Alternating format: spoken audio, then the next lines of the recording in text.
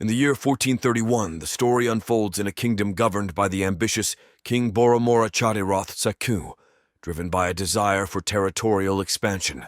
King Boromorachatiroth II dispatched his warriors to conquer lands from the eastern realms, sparking a year-long conflict. Their unwavering determination led to the conquest of the Holy City, a momentous triumph. Amid these tumultuous times, a courageous commander named Kop found himself entangled in a perilous situation. Meanwhile, Prince Tian, a fugitive relentlessly pursued by Ayataya soldiers, sought sanctuary. In a selfless act to protect the prince, Kop concealed him in a forest, but unfortunately met his end at the hands of archers. Prince Tian's harrowing journey continued as he crossed paths with human traffickers, whom he fiercely resisted. Enraged by his defiance, their leader, Hek, cast him into a pond inhabited by a colossal crocodile. Tian's fortunes shifted when a band of thieves, under the leadership of Cherna, intervened. After a fierce battle, Cherna bestowed a sharp knife on Tian, urging him to vanquish the crocodile. Guided by Cherna, Tian honed his combat skills, mastering sword fighting, kung fu, and even the art of magic.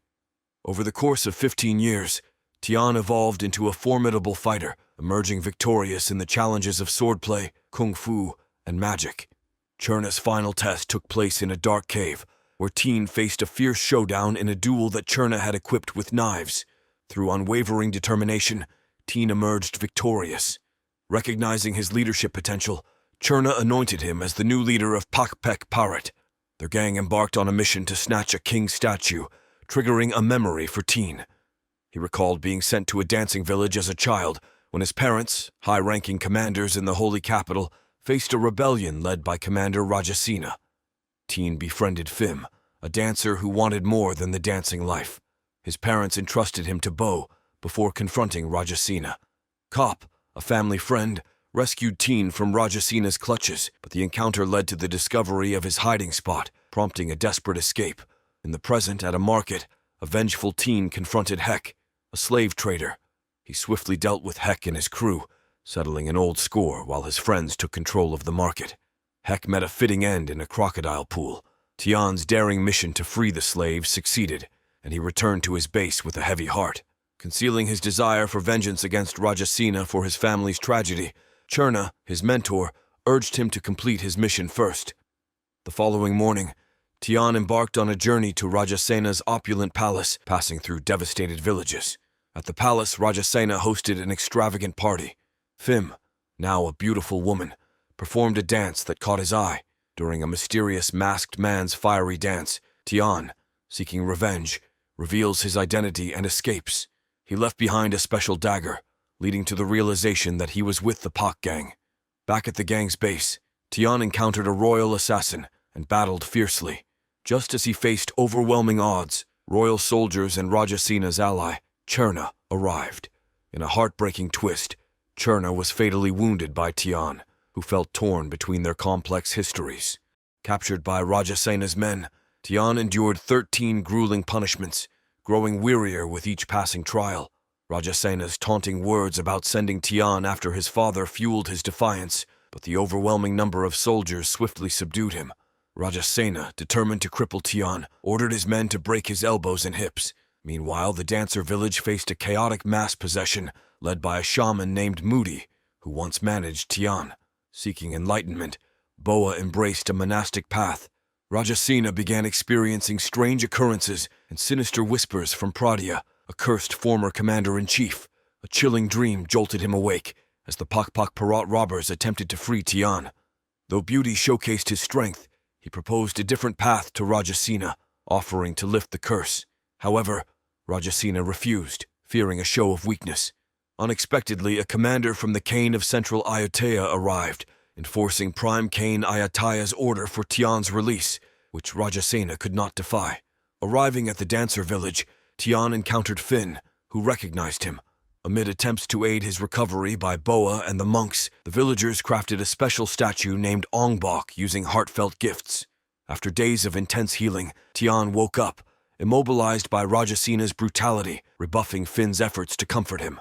Deeply despondent, Tian contemplated ending his life by leaping off a cliff, but Hanley, mourning a lost bet, intervened, drawing his attention to the rising sun. Hanley emphasized that Tian's name symbolized light, urging him to be a beacon in the darkness. Inspired, Tian abandoned his self-destructive thoughts. Bo advised Tian to visit a forest temple to clear his mind. There, Tian diligently worked to overcome his paralysis through unique movements. In the process, he fell in love with Finn, her beauty captivating him. Recognizing Hanley's guidance, Tian blended his newfound fighting style with dance, rendering his battles graceful yet powerful. In contrast, Rajasena wrestled with haunting nightmares, seeking solace in a Buddhist temple. Instead, Buddha seized the opportunity to manipulate Rajasena. Their confrontation ended with Buddha emerging victorious, beheading Rajasena and declaring himself king. Tian, practicing near a large tree, was confronted by Buddhist soldiers. His refined combat style enabled him to fend them off. Returning to his village, he discovered that the people had been abducted by Buddha's forces. He sought advice from Bo, and then embarked on a mission to confront the wrongdoers. At the palace, Buddha ordered the people to build a temple through cruelty, and even resorted to drinking elephant blood. Enraged, Tian arrived to confront Buddha.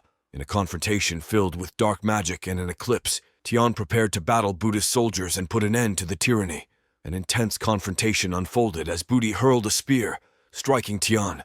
However, tapping into the inner strength granted by Buddha, Tian transcended time, preventing Finn's injury. He invoked God Ongbok's power to dispel the eclipse, weakening Buddha's forces. In a climactic battle, Tian intercepted Buddha's spear, aided by his loyal elephant. Ultimately, Tian triumphed. With peace restored, the villagers embraced their respect for God Ongbok. Tian shared his martial arts knowledge, which endured through generations in Thailand. In Non Pradu, a spirited competition saw young men vying to retrieve a cloth atop a tree. Thing emerged victorious, celebrated by the villagers.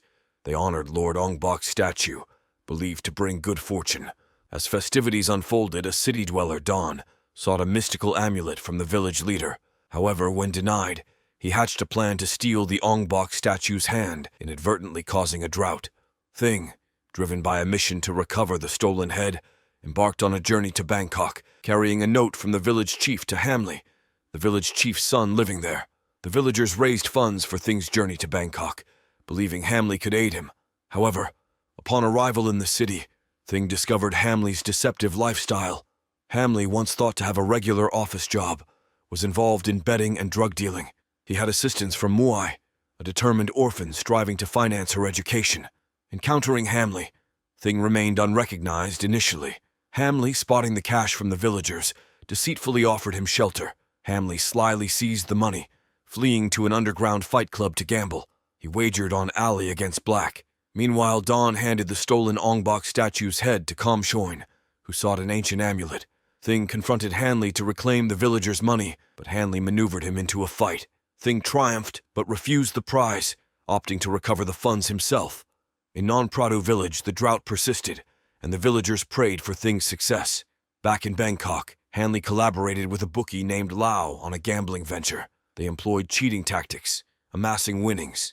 Muay joined them, but when suspicions arose, Hanley sent her away to evade detection. The three divided their spoils until Manny, claiming Hamley owed him, suddenly entered the scene. Hamley's debt to Manny escalated, leading to a violent confrontation. Thing, observing from a distance, initially hesitated, but eventually intervened when he saw Muay getting hurt. After the scuffle, Hamley proposed a deal. He'd help find the Ongbok statue if Thing fought for money. Thing disliked the idea of fighting for cash, provoking Hanley's irritation. Downplaying the statue as an ordinary rock, Hanley's words angered Thing, leading to a physical clash. Manny and his crew, alongside the disgruntled Lau, arrived, prompting Thing, Hamley, and Muay to flee. Once safe, Hanley genuinely offered his assistance in the search. At the betting place, Thing, looking for Dawn, caught Conchuan's attention and was thrust into a fight with Big Bear. Reluctant at first, Thing's determination grew when Big Bear disrespected Muay. After a series of challenging fights, including against Toshiro and Mad Dog, Thing overcame them all, thrilling the crowd. Despite failing to find Dawn, Thing felt content, knowing he could afford noodles from his winnings. However, they encountered a new problem at Hamley's place when the landlord demanded unpaid rent. Grasping Hamley's predicament, Thing took action. Hamley, touched by Thing's compassion and commitment to reclaim the Ongbok statue, had a change of heart. He joined forces with Thing to save their village by retrieving the precious artifact. Hanley, driven by a newfound purpose, collaborated with Thing to locate Dawn. They executed a clever plan using a distraction to approach Dawn. However, they discovered Dawn's girlfriend in a drug-induced state. Dawn used the opportunity to flee, initiating a tumultuous pursuit, with Thing and Hanley hot on his trail. Dawn's associates joined the chase, intensifying the chaos. Ultimately, Thing cornered Dawn, but their collision led to an unexpected discovery of stolen antiques, prompting a government operation to recover them. Subsequently, Hanley and Muay were captured by Dawn's crew, and they were used as leverage to challenge Thing to a showdown with Same, Conchuan's right-hand man. Thing agreed, despite the odds against him. The battle took place on the Thailand-Myanmar border, with Same gaining a super-strength boost before the fight. Despite his best efforts, Thing lost, sustaining injuries. Afterward, Dawn took Thing and Hanley to a warehouse to meet Conchuan, who refused to surrender the Ongbok statue's head. Furious with Thing's interference, Conchuan left, instructing Dawn to deal with Muay. However, Thing intervened, defeating Dawn's crew. Subsequently, he learned of Conchuan's plan to hide the Ongbok head in a cave deep in the woods. While Thing initially intended to confront the challenge alone, Hanley, hailing from Nong Pradu, refused to be left behind. They stealthily infiltrated the cave, encountering guards aplenty. Thing's martial arts skills dispatched the guards with finesse. Inside the cave, they confronted Comshoin and Saming, who tampered with an ancient wooden statue. More of Comshoin's henchmen swarmed them, one even wielding a chainsaw, endangering Thing. Hanley's timely intervention saved Thing, but cost him an injured arm. Empowered by an amulet gifted by Mont, Thing engaged in a fierce battle with Saming, pummeling him into submission. However, the statue workers attempted to decapitate the Buddha statue. Saming, reinvigorated, resurged, but Thing's determination prevailed. He delivered a decisive knee kick, incapacitating Saming. Upon witnessing Saming's defeat, Comshoin sought to destroy the Ongbok statue's head with a hammer. In a selfless act, Hanley shielded the statue, but was fatally crushed by a giant Buddha. Thing and Muay attempted to rescue Hanley, but he was trapped. Before his passing, Hanley conveyed his love to his parents, and Thing returned to Nong Pradu with the Ongbok statue's head. The village celebrated with a grand party, but Hanley's parents mourned their loss. The Ongbok movie series concluded, emphasizing the importance of staying true to one's roots, supporting friends, and upholding one's beliefs as the key to personal growth and a kind heart.